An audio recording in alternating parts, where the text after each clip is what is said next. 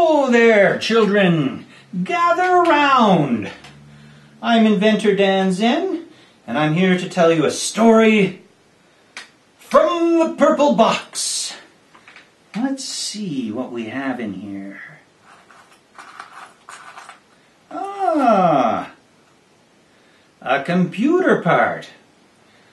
That reminds me of a time I made a series of medallions from just string and wires that I had in the workshop and little bits of computer bits.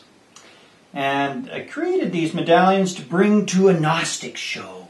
Now the Gnostics are a space rock band, and we were playing a reunion after 14 years in Toronto.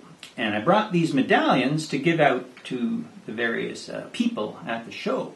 Turns out that the medallions were used to run the show and cause it to vibrate and make liquid kind of move on the screen as people looked at these medallions. That's what caused the motion. But I had initially thought that I would use a motor. So I went to Steel City Surplus.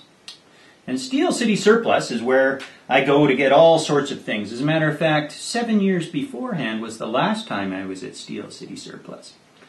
And something quite amazing happened there, the largest coincidence of my life.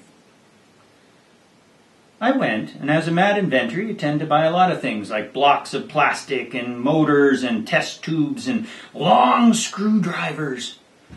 And so I put these into the shopping cart. And it turns out, once they were rung in, there were 54 items.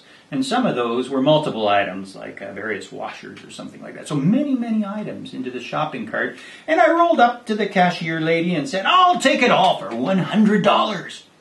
And she laughed, ho, ho, ho, ho, and proceeded to ring it in while I described, why I was buying this stuff to the people who started to come in line. Cha-ching!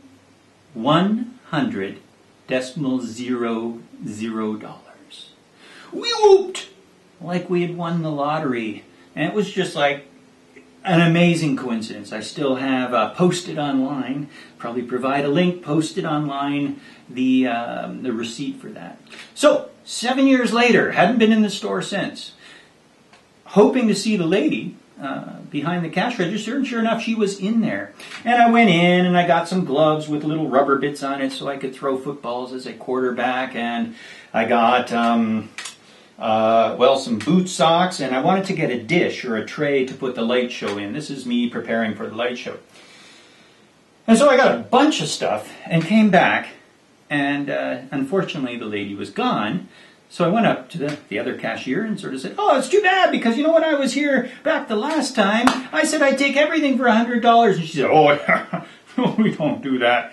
And I said, "No, but it was true. It turned out to be $100.00.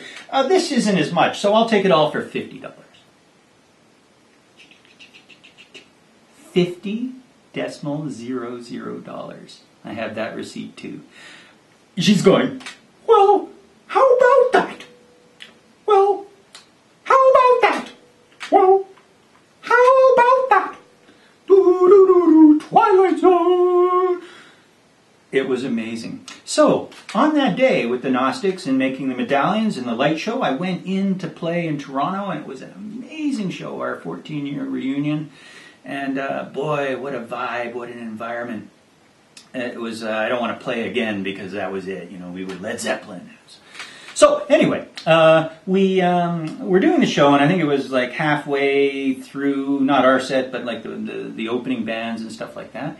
And I was talking with a group of guys who were acquaintances or are friends of friends, as opposed to, there were like 8 or 9 of them around, and telling them this story, animated story about this coincidence.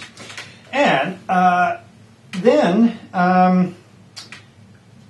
up came the band, or one of the band members, and said, "Hey, Dan, we've got this thing that we bought, and we're going to split it, and I've only got a 20 and a 10, and I need 3, I need change for that, $6. And I reached into my pocket, this is directly, just as this story had ended, I reached into my pocket, opened my hand, and there were 3 toonies. And I just went, "Oh yeah, there you go, 2, 2, 2.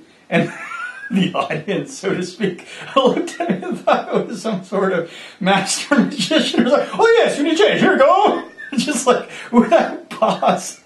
So it seems that this story of coincidences begets coincidences. Coincidi? Coincidences. And last night, it was no exception. I told the story in a big tent that looked like a harem could be in there. It was a 10-man tent with all these and kids around telling stories. But before that, let's step back a step. During the day, just before bedtime, I suppose, I had to get some milk because we needed milk for cereal in the morning. And Elliot said, "Can you get some chips?" And I went, "Chips? We had chips at lunch, we had chips at dinner. I'm not going to get chips." And so off I go to the store, which is, down the way in the park. We were at Pinehurst. Down the way at the park, I go into the store and I say, well, maybe I'll get them something good. Popcorn, maybe. Nuts, maybe. But not chips, no. And I'm looking around and, big bag of licorice all sorts. An educated flavor. So I get the all sorts. I go back to the tents or back to the campsite. And everybody's gone, or most people are gone. It turns out they've gone to brush their teeth at the main bathrooms. And so I go into the tent and I lay down and there's all these luxurious blankets around. I mean, if you can, always go out and get a luxurious blanket. I have never, ever regretted that decision. These are sort of piano blankets. They're really big and they're Victorian, wonderful strong fabric. And I've carried 2 in my car for picnics and it's just like... Anyway, those are laid out in this luxurious tent area. And I lie down for a little nap before bed and open the licorice all sorts and kind of, yep, they're good. And then I realize as these kids are sort of coming back that, well, I'm not going to give them licorice all sorts if they've just brushed their teeth. So I tuck them under the blanket. And the kids come in and Madeline and Elliot and Alexandra, Allie is here and... they asked to tell stories, and so we tell stories. We have wonderful times. Remember the, how does Voldemort go again? Ticking, poo. No, it was, I can't remember. The puppet kids of Harry Potter. Harry Potter. And Hermione, or something like that. Well, we did that with Winnie the Pooh. Like, Pooh, Winnie the Pooh. And it was funny. Anyway. Should put that on YouTube. But we tell these kind of stories there, and we told the story, or it was requested of me to tell the story of the amazing coincidence. $100, $50, although that's, you shouldn't start that way. Here's a coincidence that relates to $100 and $50. Oh, no. Anyway, we told that story, and all was good, and then a little bit later we told some others. Allie went to sleep, and then she woke up going, and fell right back to sleep again. We thought she might be teasing us, in a sense, and it turns out she was. So when she woke up again, we said, Allie, you didn't really wake up. This is your dream. And it's this beautiful, luxurious tent. And we are in your dream, and we'll do anything you want. What do you want? And she goes, I want a big pile of licorice. Can you believe it? So I reach under my cover, it's sort of like semi-darkness, some flashlight on over there. Reach under the cover, and I dump a pile of licorice right on her belly and go, yes, there you go, Allie. What else would you like? You are in your dream. So, quite the coincidence. It was just wonderful. The magical feeling of being able to surprisingly supply what somebody wants in their dream.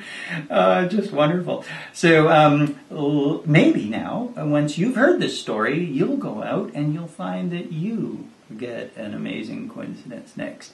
I'm Inventor Dan Zen with stories from the Purple Box.